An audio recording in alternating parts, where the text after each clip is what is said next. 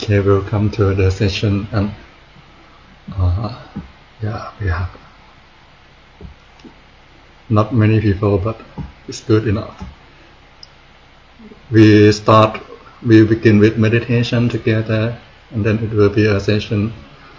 There will be many things that you have to catch up today, because I have started for this the third week, and the people who joined us last 2 weeks, they couldn't come today.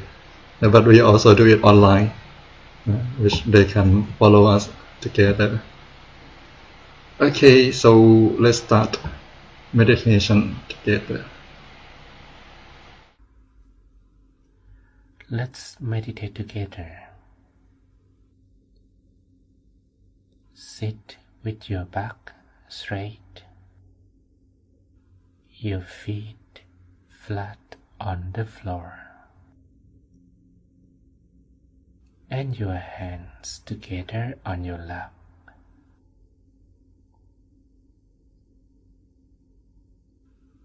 Imagine that in front of you is a vast, empty space where there is nothing and no one around you.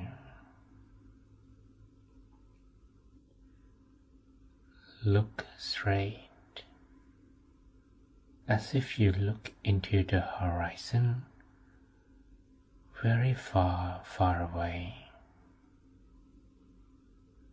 and rest your eyesight over there.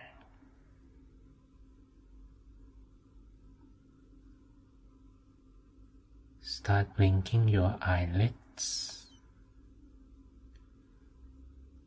and close them very softly and gently.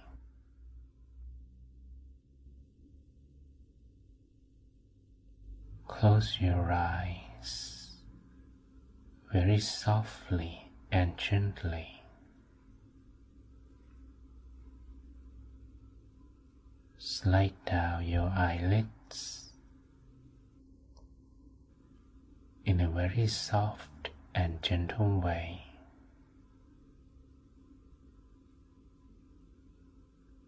Do not force them to close. Just close them very softly and gently.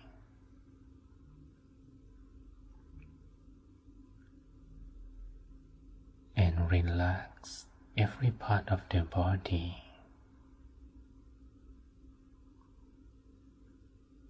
Release and let go of everything from the mind.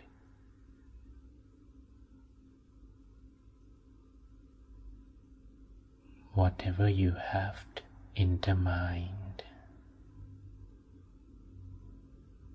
whether it's work, family, or responsibility, leave it behind for a while.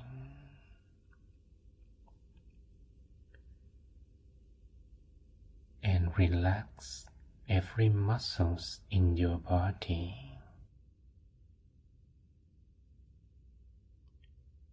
From the tip of your head down to your toes.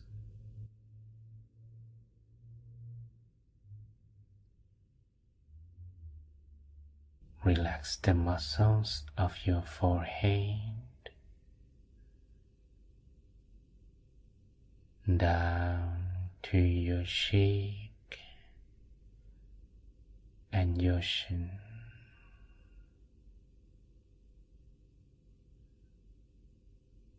Feel relaxed down to your neck,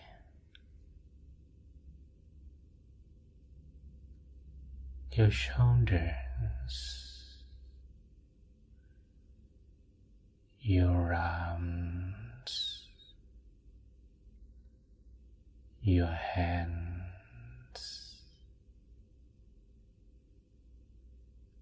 down to your fingertips.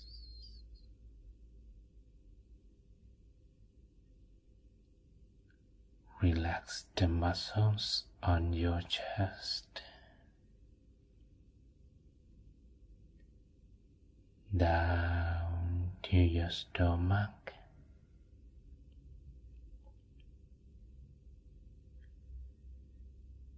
your hips, your thighs,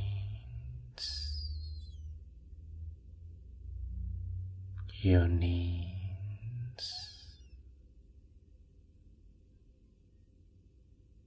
feel relaxed all the way down to your feet,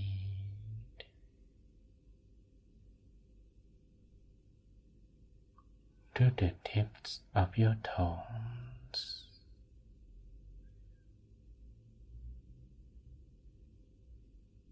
Until you feel completely relaxed in every part of your body.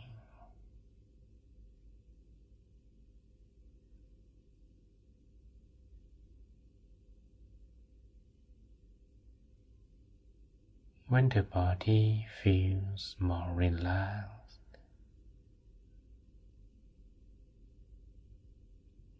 we are not going to worry about the body anymore.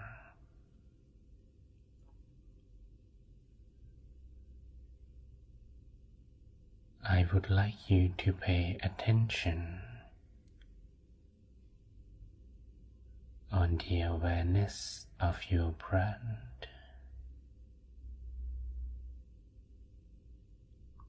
Breathe in deeply, softly, and slowly.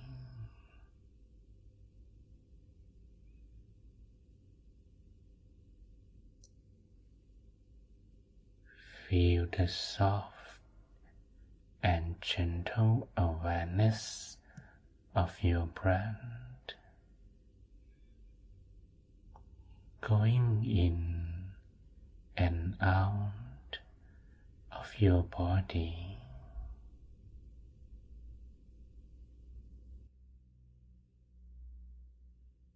Adjust your breathing so that your breath becomes softer and more refined.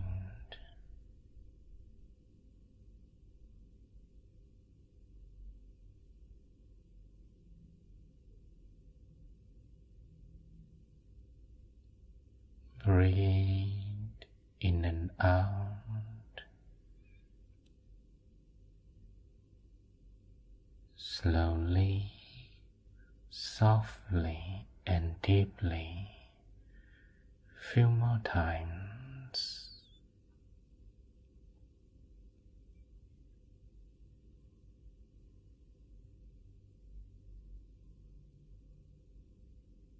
And feel the soft and gentle awareness of your breath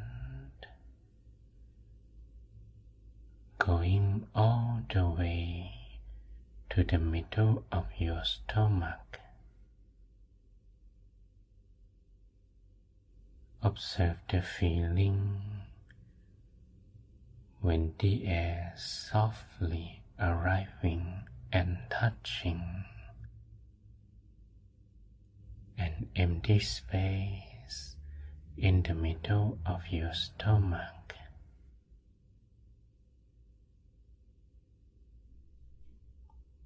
If you breathe softly and gently,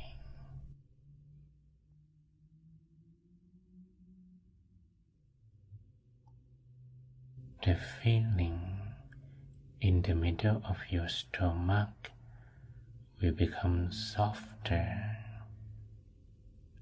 and more refined.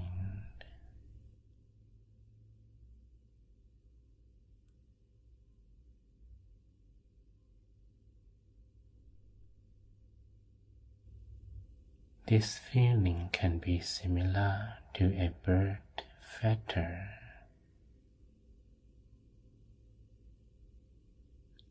floating down from the sky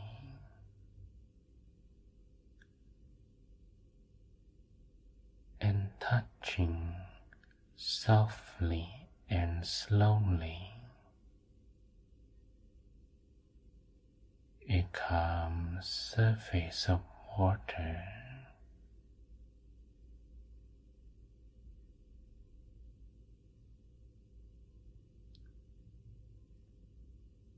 So soft and gentle.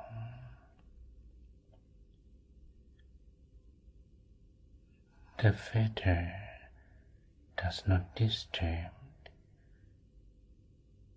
the calmness of the water surface.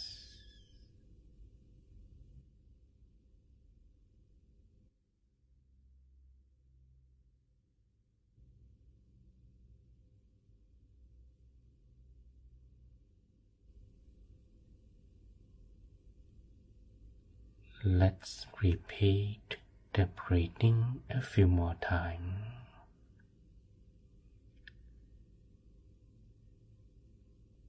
And feel as if there is something soft and gentle in the middle of our stomach.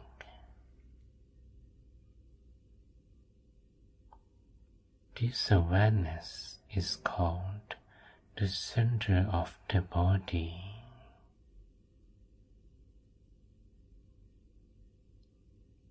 When this awareness becomes clearer, we do not have to care about the breathing anymore.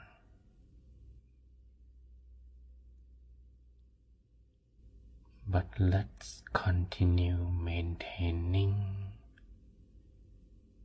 on the awareness of the center of the body as long as you can, as soft, as gentle as you can.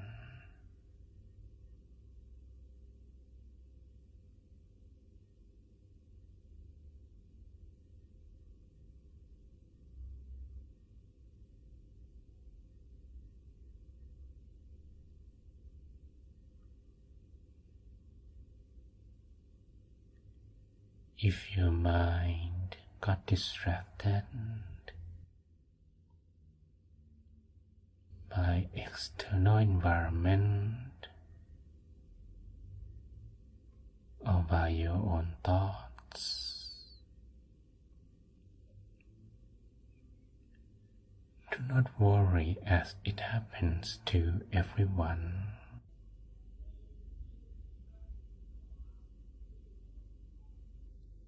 Do not feel frustrated or annoyed.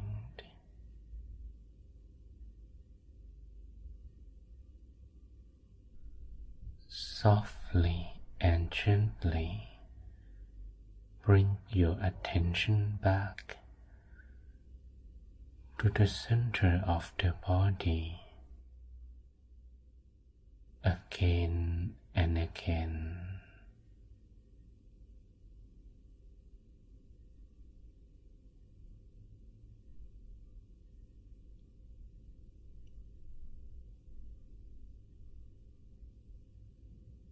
You may follow the awareness of your breath to the center of your body one more time.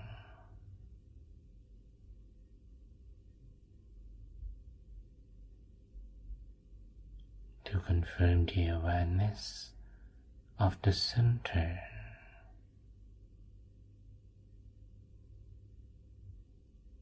and stay with the feeling as long as you can.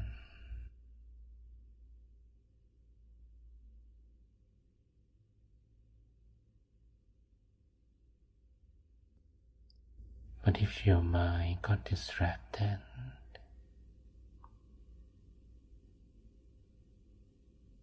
I would like you to repeat a mantra in your mind few times.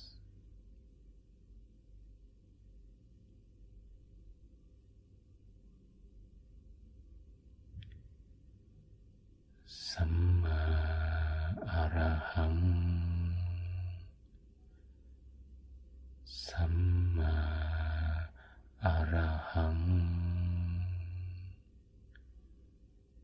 Samma Arahang.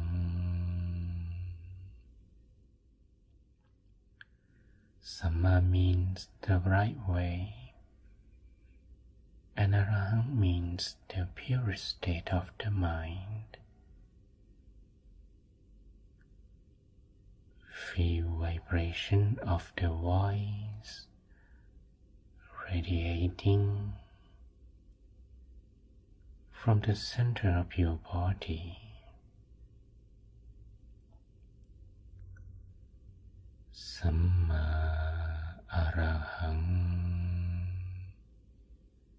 Samma Arahang, Samma Arahang, Samma Arahang,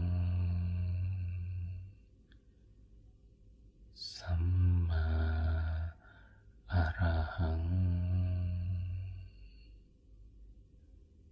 Samma Arahang, Samma Arahang, Samma Arahang.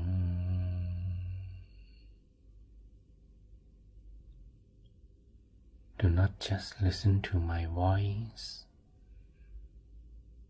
The mantra will be more effective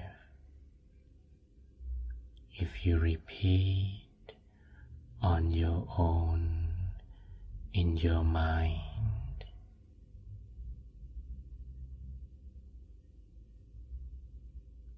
Continue repeating the mantra for a while.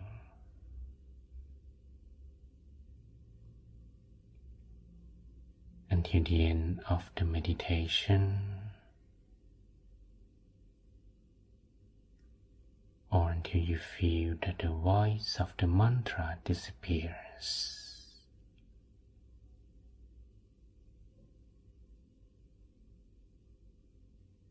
And you have a feeling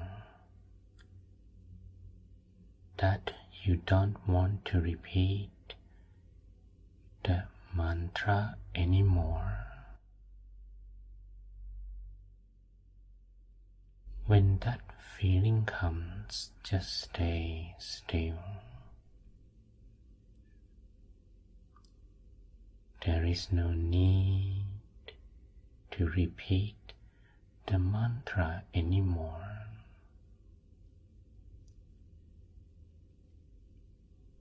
Samma Arahang, Samma Arahang, Samma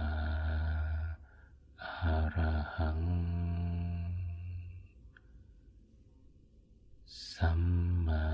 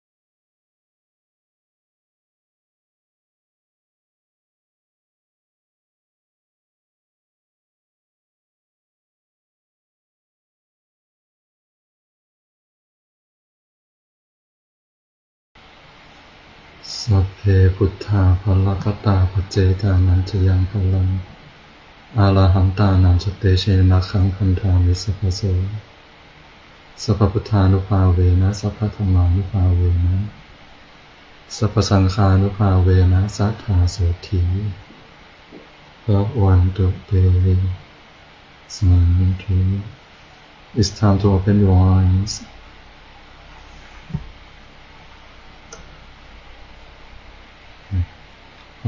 First, let me introduce myself for new people, and also for people who watch us online.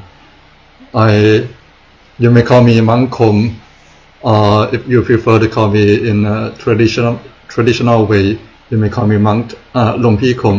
Longpi means brother in Thai language, brother Kom.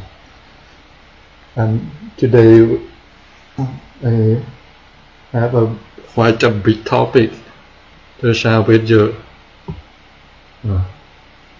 It may be simple for some people, and it allow some time for the screen to show up. Yes, it's about the nature of life. Last week, I talked about one thing that is important that affect our life. In this session, if you have any question, please don't hesitate to ask. Yes. If you would like to know anything more, you can tell me.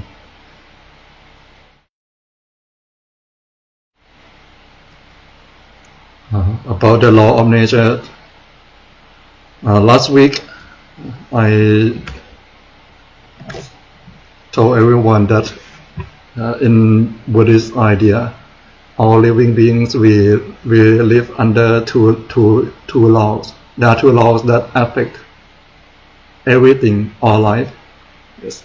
The first one is the law of nature, which affect everything we can see, all not just life, all materials, all substances.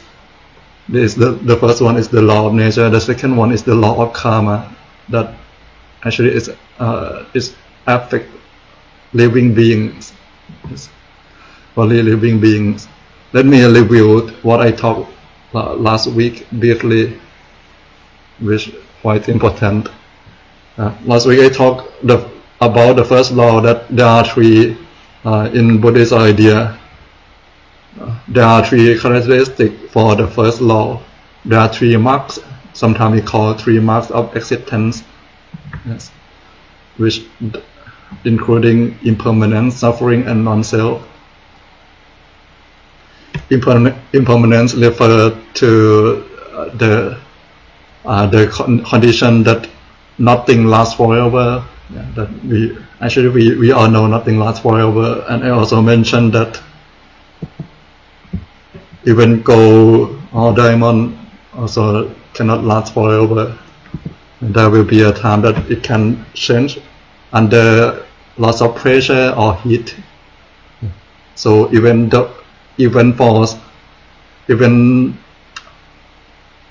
very sturdy substance, it can still not last forever. So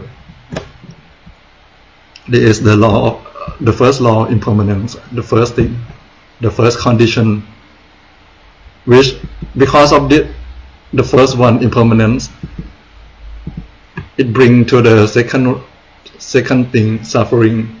It leads to the second one. Suffering is referred to unsatisfaction, when we feel sad, when we don't want, we are not happy. We feel sad because of impermanence, because things change, and we cannot expect. Unexpected always come to our life, which make us suffer from it. And in Buddhist idea, we use the word dukkha to mention the word suffering. Actually, the word dukkha is not. It doesn't mean only suffering. in my understanding, I think it is suit the word uncertification more. Yes, uncertification is things like that. And there are two kinds of suffering. The first one is inevitable birth, age, dying, and the second one is more kind of mental suffering from sorrow, disappointment, unease, frustration, face what did please, separate from what please want, not getting what one wants. These come from, most of them come from the first one that I mentioned, impermanence, because things change. What we love cannot stay with us forever. Our comfort zone cannot stay with us forever. Sometimes there will be difficult things that come to our life. This also relate to impermanence. And I also talk about the last characteristic, the last mark, the third mark, non-self. Non-self is a bit more difficult to understand, but it also very important in Buddhist concept, which this word, I never seen this word from any other belief, so it's kind of one important concept to understand if you're interested in Buddhism. Non-self refers to the meaning that there is no phenomenon that has self or essence in it, no actual self in it. For example, when the sense of self is the sense of me or my, this is my thing, this is my clothes, this is my emotion, this is what I have. For example, when we grow up, we may believe that I work so hard to buy this thing, to have this thing, and when we have more, and when something happened to make us lose it, or when it's broken, we may feel sad about it.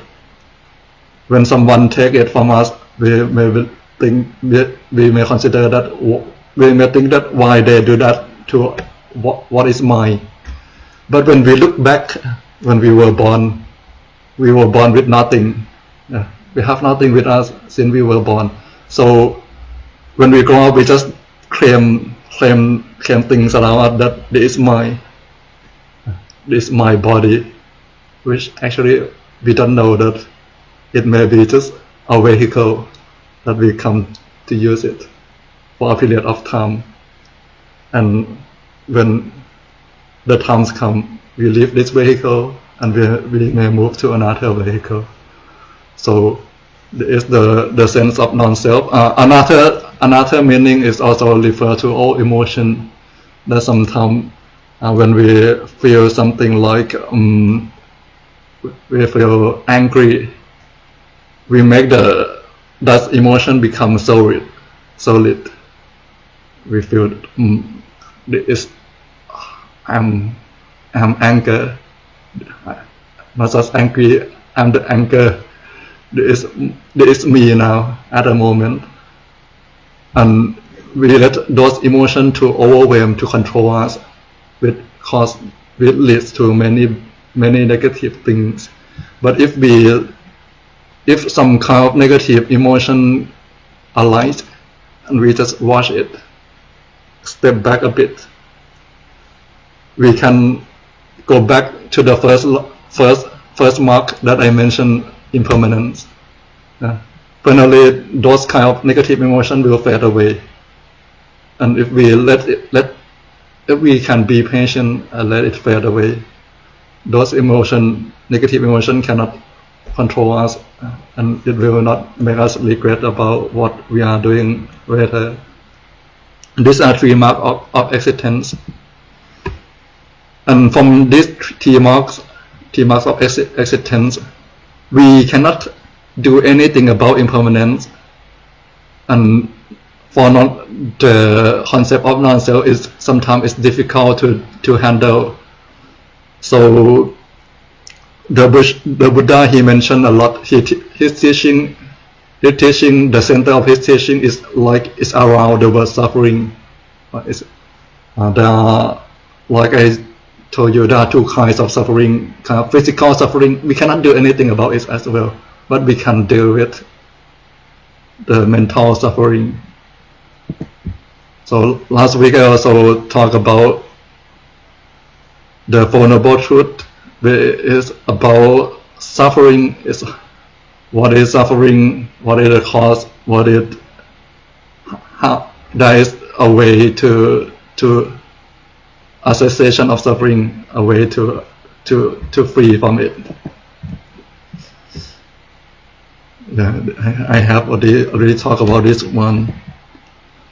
The Buddha, every time when he teach about suffering, he start from explaining about suffering first. What are suffering? And then he also mentioned the cause of suffering, that because of our desire for sensual pleasure, desire to have or not to have something. Some people, animals, experiences desire to be or not to be something. Because of those desire, it causes us to have kind of mental suffering. If we desire for nothing, we can accept. For people who can accept everything, it will be so difficult for them to suffer. And the root, I also mentioned that the root of suffering is ignorance. Because sometimes we don't know that. For example,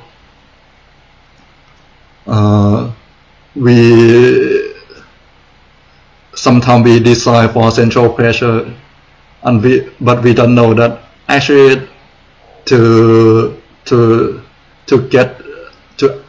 receive those kinds of sensual pleasure, it doesn't bring us happiness like forever. It could bring another kind of suffering to us. Like, if we never eat anything delicious before, but we may not want it. But the first time when we know about it, or when we have an opportunity to try it, and we cannot have it again, we may suffer from it. So actually it's not about ignorance directly. It's not a good example, but because we are not aware of our thoughts, our emotion all the time, and sometimes it come and it drive to control us unconsciously control us. Like we see something and we want it, but we are not aware of.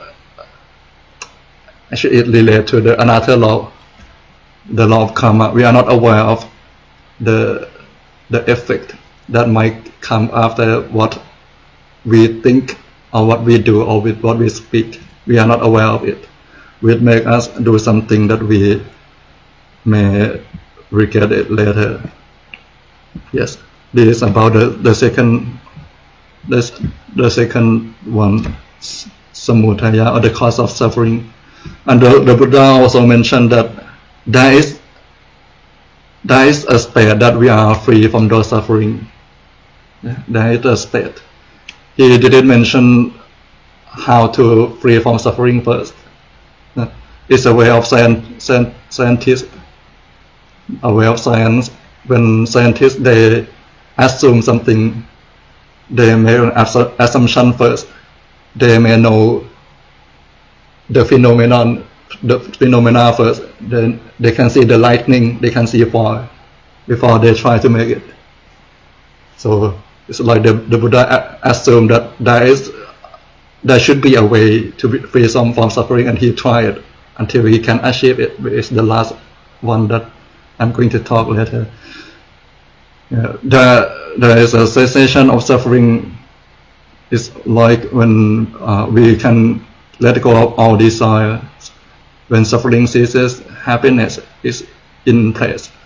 And when one renounces or unwise wanting, craving, suffering ceases. This is a brief explanation. And finally, he mentioned a path.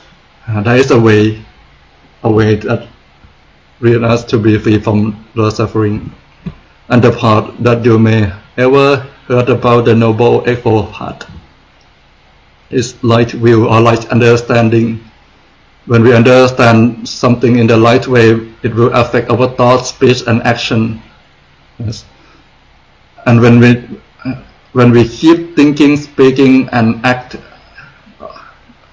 the same way again and again, it will form up to become kind of our livelihood, which we need to make an effort to continue to do it. And we need to be aware of what our livelihood, our action, to continue to do it.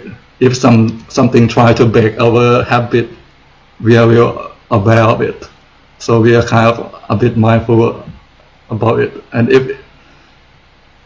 And when we are mindful, it also leads to another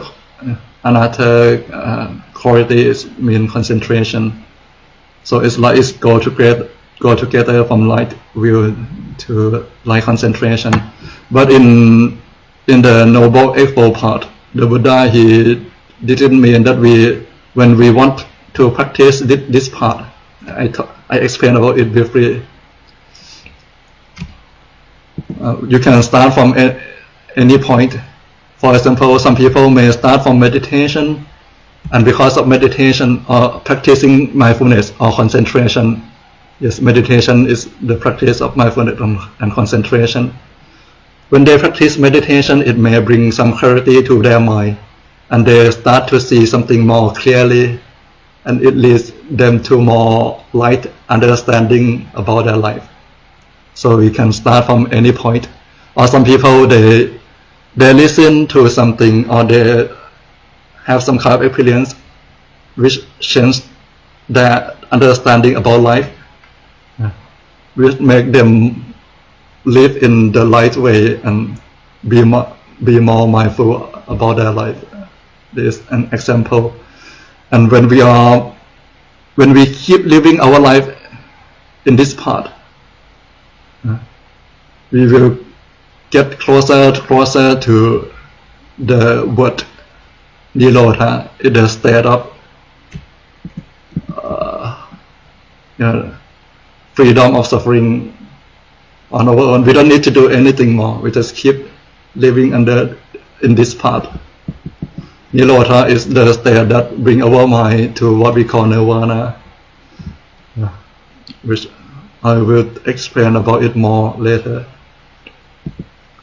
And for today, what I would like to talk today, continue from last week, is the second law. It's the law of karma. The law of karma, we can consider it as the law of attraction. Similar kind of thing will attract to each other. Similar kind of people, like in a school. And at first, all students may look a bit different. They may not know each other yet. And when they start to form a group, students in one group start to look more familiar, more similar. They have similar kind of habit, similar kind of leisure activities, which make they make them more look alike. The law of causes and effects. Law of cause and effect is mean the effect from what we are doing. So basically, it's refer to you are what you eat, or you live what you sow. We will be what we are doing at that moment, and what we are doing now, it will grow into something more in the future. But to understand about karma more, I would like to explain another concept, which is a bigger concept. It's over this law. the concept of the round of rebirth is quite a very big concept in Eastern religion. Many, not only Buddhism, also Hinduism or some other religion, they also believe in this kind of concept. The concept of the round of rebirth, we use this word, the samsara. Samsara refer to the law of rebirth. In about this concept, I would like to talk about, explain what is the law of rebirth, the evidence of the law of rebirth that someone already found it, and explain it in scientific way. The cause of rebirth, existence of different realms, proof on the reality of different realms, and ultimate refuge. In Pali language, we use the word samsara. Samsara means the law of rebirth. It means all human living beings, also not just human, all living beings. We don't live just once, and death there is not our final end. There is just one step of living beings, that when we come to this step, we move to another step again, like the picture. It's like a loop that keep happening, like a circle, a cycle that keep happening again and again. The Buddha says that the beginning and the end of round of rebirth cannot be determined. It means no one can tell when the living beings start to undergo the round of rebirth and when it will end. On one occasion, while the Lord Buddha was staying at a vulture peak of one city, he said to other monks that the beginning and the end of round of rebirth cannot be determined when a person has undergone the round of rebirth for an entire kalpa. Kalpa is, as from Pali language, it's a spoken language from the Buddha tongue. The word kalpa refers to the period that the earth is alive and gone until it's gone, it's decayed and gone. There is one kalpa, because it means that our planet is also under the same condition, impermanence, alive until the point of time, and it will be gone. So for when a person has undergone the round of rebirth for an entire kalpa, for this period, he will have accumulated a pile of bones as big as this mountain. The Buddha, he stay close to the mountain, as big as this big mountain. So he said that the pile of bones, the bones of one people could be like this big. It means we have died many lifetimes. Another way that he explained it. Another time he said, the beginning and the end of round of rebirth cannot be determined again. The amount of tears you have shed in all your rebirths is greater than the water in the 4 oceans. The Buddha used the word 4 oceans. I believe that time there are 4 big oceans that people could find at that time. And you have experienced the death of your mother, your father, brothers, sisters, sons and daughters. You have shed tears for having been part of from your loved ones in an amount that is no less than all the water in the 4 oceans. In addition, the Lord Buddha says that it is very difficult to find anyone that has never been at one time or another. It's like we are all ever been parents, relatives, sibling, child before. This is how Buddha said we are all connected.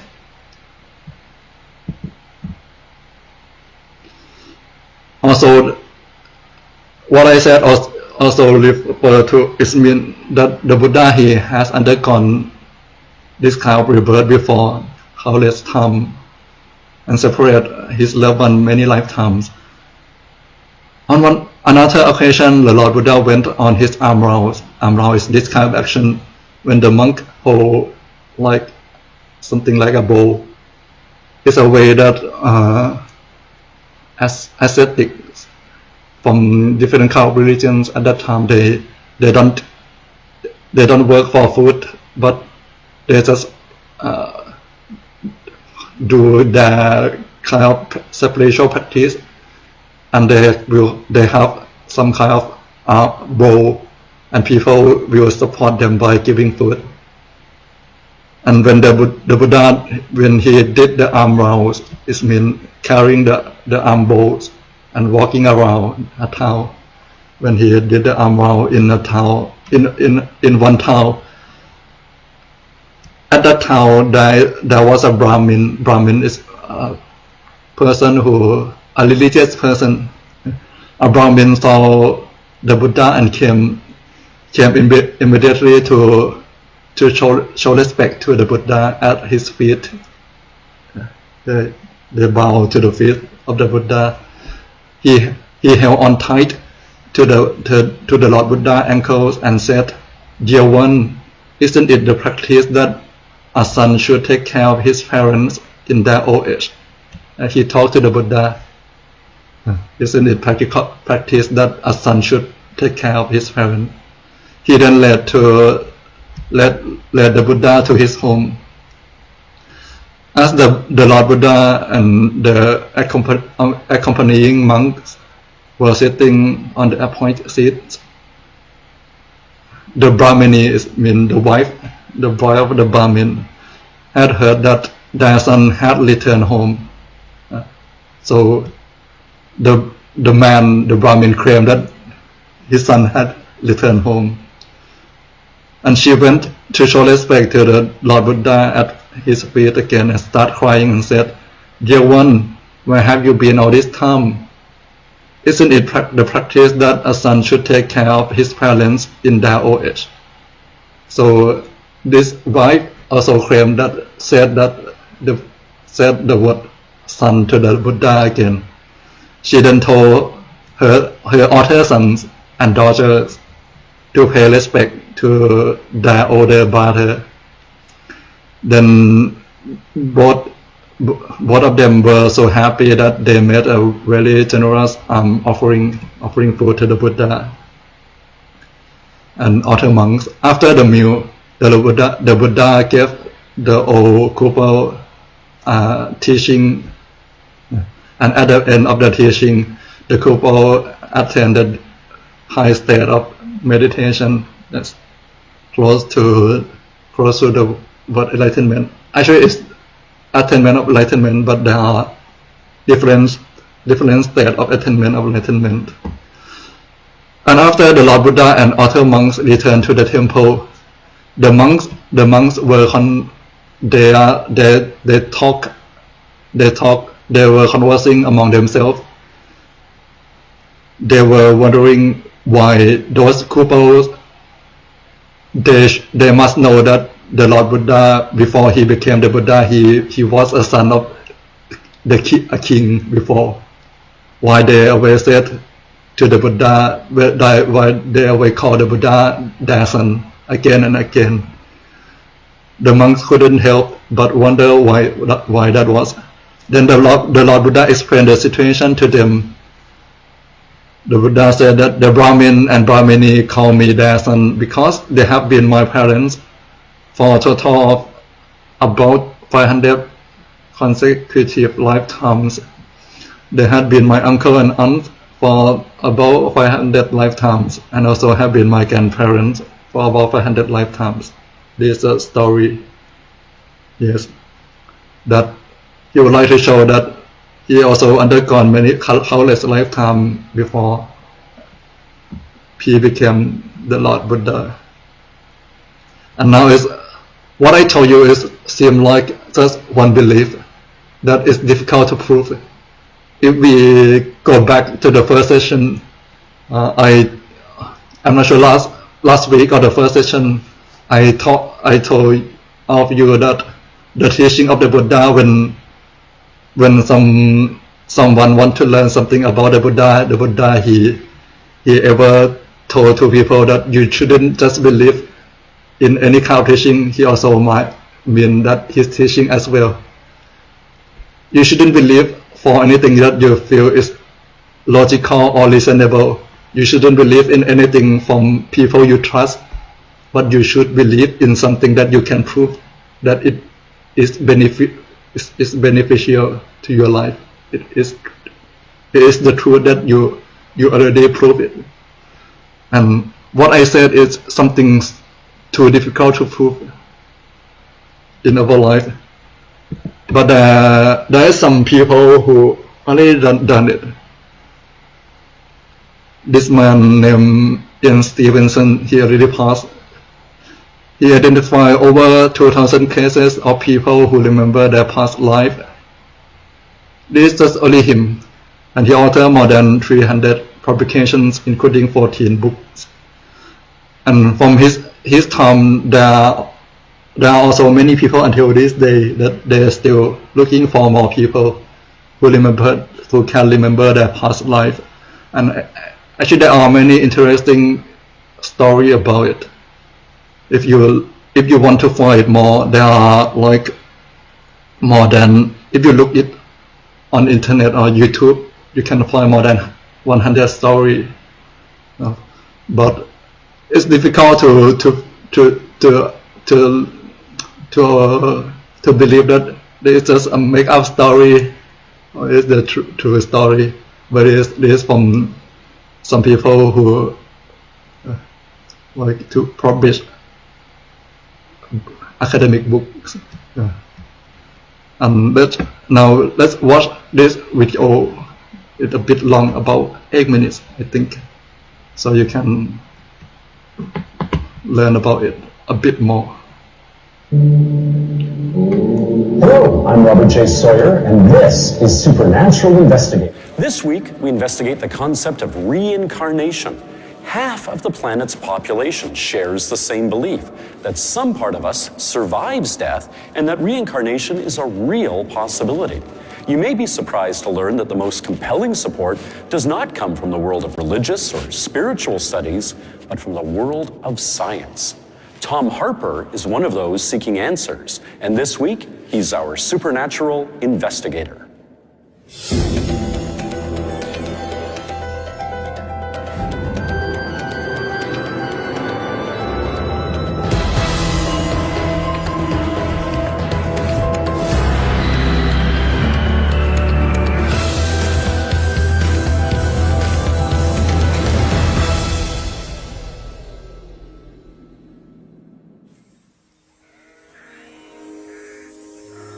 I've come to the point with regard to reincarnation that I think not only is it a worthy subject of investigation, but that the evidence strongly suggests that it may, in fact, be true.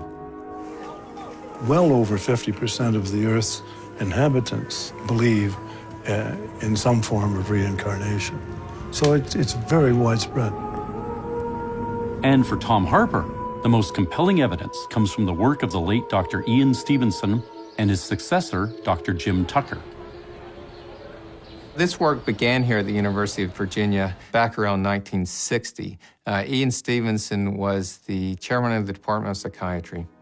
When he heard about these cases from various parts of the world of very young children who said that they remember previous lives, and he was curious enough where he decided to investigate and spent the next 40 years of his career traveling to various parts of the world.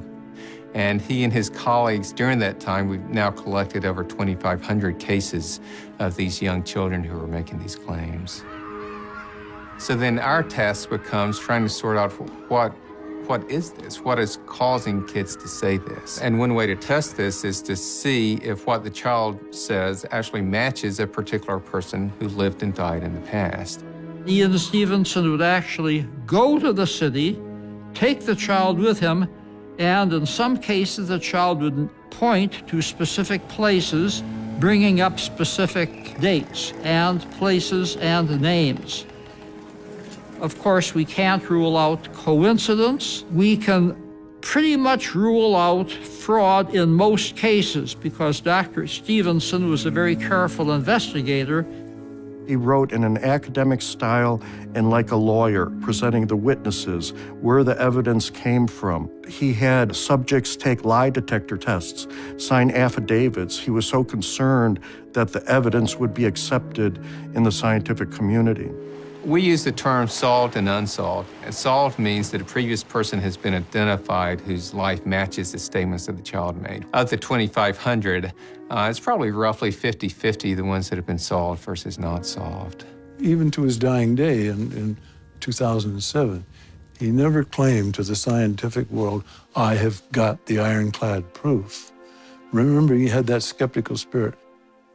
Nevertheless, someone as careful as he was so strongly moved towards the possibility is, to me, a fairly powerful argument. James Leininger was a little boy in Louisiana who began saying that his plane had crashed, that he had been shot down by the Japanese. He gave some very specific details. In fact, this was when he was 2. His parents were able to ask him questions about these horrific nightmares he had about a plane crash. And he was able to say that he had been shot down by the Japanese and that his plane had flown from the Natoma, is what he named the boat that his plane had taken off of. In addition, the boy later saw a picture of Iwo Jima and said that was where he was shot down. Also began saying that he was the 3rd James. When his dad searched online, he eventually found that there was the USS Natoma Bay. The Natoma Bay was involved in the Iwo Jima operation. There was one pilot from the Natoma that was killed in Iwo Jima, and his name was James Houston, Jr. So James Leininger would be the 3rd James after the Jr. Another detail that James gave was that he had a friend named Jack Larson, and it turned out that there was another pilot on the Natoma named Jack Larson. The child was talking about a past life from more than 50 years before, which is unusual in our cases. So there was seemingly no way that he could have known the details that he came up with. Goodbye, James and Houston. His father was an evangelical Christian who was totally resistant to reincarnation. But his son gave out so much information about World War II. They said, he could not have learned this watching Sesame Street. I salute you. I think that what reincarnates, as far as one can tell from all the literature and so on, is the essential self. When I was about 2 years old, I told my mother that my name was not really Barbro, it was Anne. Barbara was born in 1954 in Sweden to a Christian family, and they had no idea who Anne Frank was because the diary of Anne Frank had not yet been translated and published in Sweden. I know my name was Anne Frank, but they insist calling me on Barbro. And my parents insisted me to call them Mom and Pa, and I knew they were not my real parents. Well, her parents thought this was all fantasy until something happened when she was 10 years old. By this time, the parents knew who Anne Frank, the historic figure, was. And they went on a tour of European cities, including Amsterdam, where the Anne Frank house is located. We were at the hotel room, and my father said that let's do the Anne Frank house first. So I called for a cab. And I found myself saying to them, we don't need a cab, we're not far away. And I knew exactly where we were. And her parents said, how could you know? You've never been here. And she said, well, I know, let me show you. And she took him by the hand and led him on a 10-minute walk through the winding streets of Amsterdam directly to the Anne Frank house. Then when we came up towards the house, I saw that the steps outside were different, were changed. So I stopped and I said, it's strange, they have changed those steps. When I came into that house, it was the most horrifying feeling I have ever had. Because all of a sudden I was back to my dreams.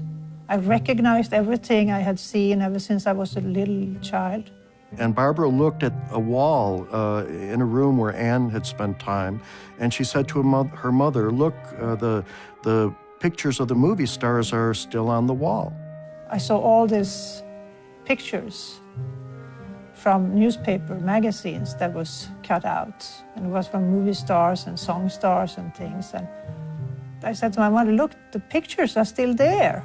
And it was like almost coming home. And she said, what pictures? And she looked on the wall, and I looked on the wall, and there were no pictures there. She got confused, started to cry, and the mother said, well, let's ask the tour guide. And the tour guide said, yes, indeed, the photos that Anne Frank had clipped are normally on that wall, but we took them down because people were touching them, taking them. We're going to put them under glass and then put them back. And her parents at that point realized she was not having fantasies, that she was having memories of a past lifetime. Barbara not only had the memories, she also replicated the talent of Anne Frank and was a child prodigy writer. It was everything from poetry to little stories, thoughts about the higher power, reincarnation, where we came from, where we were going, but nothing that I had memories from being Anne Frank or anything, because I had decided not to talk about it anymore. And Barbara had her first book published at age 12. And she had another 8 or 9 books published in her teenage years. And her first book became the best-selling prose book in Swedish history. And guess what? Barbara has the same face as Anne Frank. There's certainly evidence from our cases that there can be these memories from past lives that are in children. Now, evidence is not the same thing as proof, but there's no question that there is empirical evidence for it.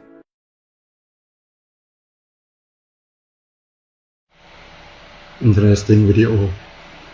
And now what I show you, it just, I would say that it's just a way that people try to find a proof about it, try to learn and understand about life more. Yeah. But it's not a proof for ourselves yet.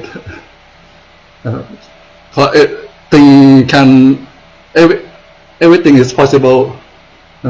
It can be that our memory can transfer to a new life. They just born, something like that. When someone dies, it can transfer into our life. We cannot prove it yet. But in Buddhist idea or a way that the Buddha found it, we believe that we believe in the concept that is bigger than the word reincarnation. Reincarnation refers to when at the end of one life, that life will get reborn in the same kind of life form. But the round of rebirth, it doesn't mean like that. It means that we can be reborn in another kind of life form, which I'm going to explain more, but maybe next week. For this week, let me continue it a bit more.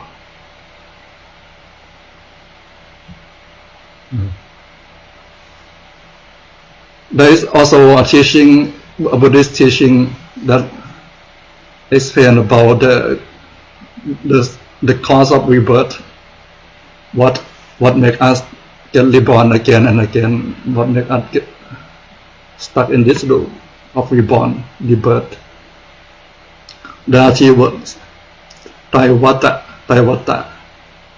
refers to 3 causes of round of rebirth, which there are deformance, karma, and the fruit of karma. The details of Taiwata appears in many Buddhist teaching. In one teaching, it is written that The beginning and the end of the round of rebirth cannot be determined when living beings are still blocked by ignorance and process craving. They must still undergo the round of rebirth. So what I just told you is some details of deformment. As long as we still get blocked by ignorance or process craving, we will still undergo the round of rebirth. Another sutta, another teaching said, previously I was I think maybe I could skip this one. For today, I think I may talk about the first one a bit. The deformance of malfunctions. Some Buddhist school sometimes use the word deformment, some Buddhist school use the word malfunctions. It refers to things that make our mind gloomy, make our mind unclear. And once the Lord Buddha said, behold monks, the mind was clear and bright. The mind was clear and bright. I mean, the original state of the mind is clear and bright, but it becomes gloomy as a result of deformance. And there are many words. The Buddha he didn't speak English, so he didn't use the word deformance. Sometimes he used the word upa kilesa. Upa means entering, and kilesa refer to deformance. It means the entering of deformance into the mind to make it gloomy. Sometimes he used the word asava, means to throw, refer to all living beings that still possess deformance must continue to undergo suffering in the round of rebirth. And there are three big families, three large families that in the deformance. Actually, deformance is like germs that as long as we still have it, we may get sick someday. But deformance is more about what happened to our mind. The first family, there are three families. The first family is lopa or greed. Greed refers to desire, craving, and want. This family causes our mind to be hungry, to crave other people, possessions. In spite of sometimes some people, they are wealthy, they are rich enough, but because of this family of malfunction, it makes them still want things that other people have. They're still hungry for more wealth, even though they can live their life so comfortably without anything more, but because of greed or loba. Greed all over makes them cannot be happy easily. They need to have something more and more and more. Like an ocean, we cannot fill water to make the ocean full. Can be more and more. Other names of this family of deformance include, sometimes we use the word raga, it's the power of gladness. Actually, it's referred to kind of central pressure. A craving for sensual desire. It means refer to a sensual desire. Nanti means the power of enjoyment. Because sometimes when we get bored, we just try to find something to enjoy us, to bring some enjoyment to us, to make us forget suffering in life for a moment. For example, watching TV, playing games. It doesn't make us free from suffering. It just makes us forget difficult things in life for a moment. Drinking, for example, nanti, or tanha.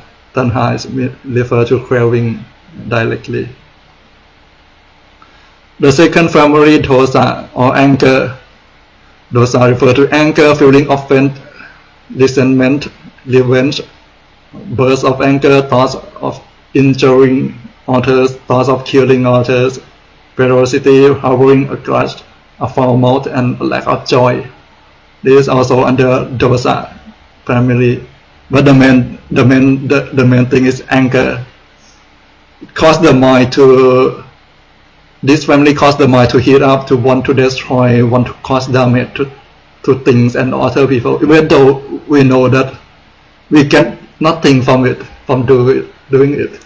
We just feel, oh, I succeeded. When this family control our mind, so it's caused the mind to boil over. And the last family, moha, refer to ignorance. It means ignorance arise out of the power of delusion and misguidance. It means we understand something incorrectly.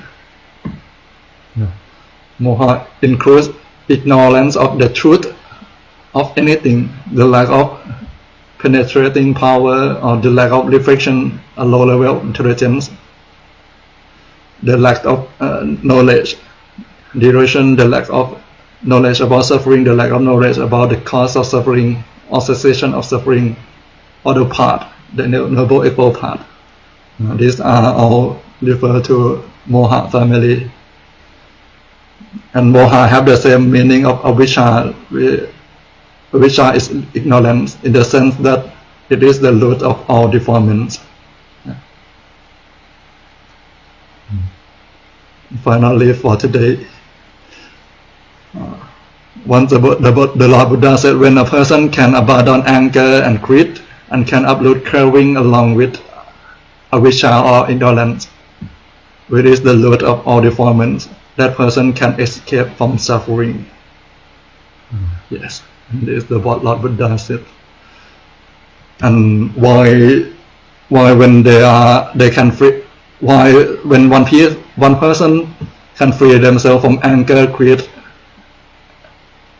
and ignorance, why they can be free from suffering? We'll explain about it more, but not today, because now it's already 2:30. It's time to end. Do you have any question for today? It's a lot. It's a big topic. I feel a bit sorry for people who will come last 2 weeks, but they couldn't come today. I'm not sure how can they follow, catch up. But I will repeat it a bit again next time. Do you have any question? If no question, so that's fine. For people who watch us online, if you have any question, please don't mind to send to comment or send a direct message. Or if you have my contact, you can contact me directly. So that's all for today.